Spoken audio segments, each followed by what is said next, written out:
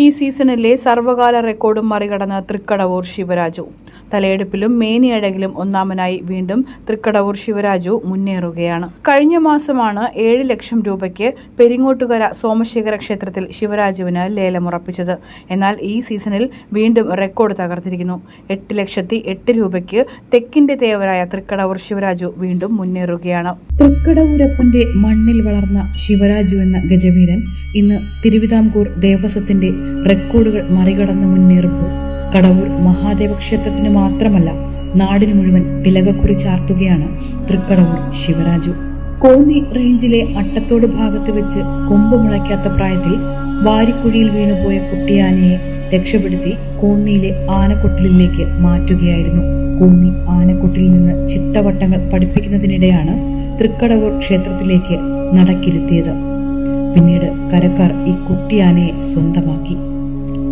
പിന്നീടുള്ള വളർച്ച മുഴുവൻ തൃക്കടവൂരപ്പന്റെ മണ്ണിലായിരുന്നു. ഇടനീളം അല്പം കുറവുണ്ടെങ്കിലും ലക്ഷണ തികവിൽ മുൻപന്തിയിലാണ് ശിവരാജു. കേരളത്തിലെ നാട്ടാനകളിൽ വെച്ച് എല്ലാം കൊണ്ടും അഴകിനുടമയാണ് ശിവരാജു.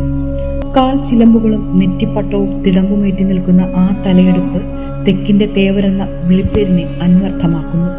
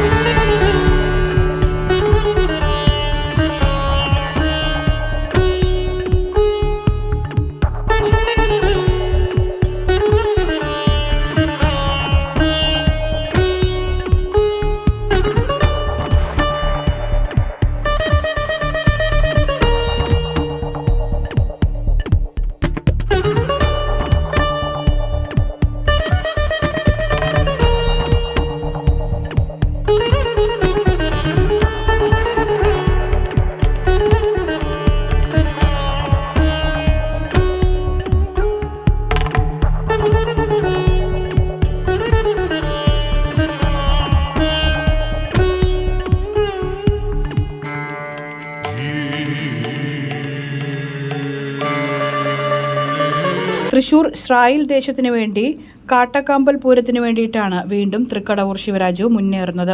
തെക്കൻ കേരളത്തിൽ തലയെടുപ്പും നാട്ടാനച്ചന്തവും ഒത്തിണങ്ങിയ ലക്ഷണമൊത്ത ഗജവീരനാണ് Thrikkadavoor Sivaraju. News desk Kerala today.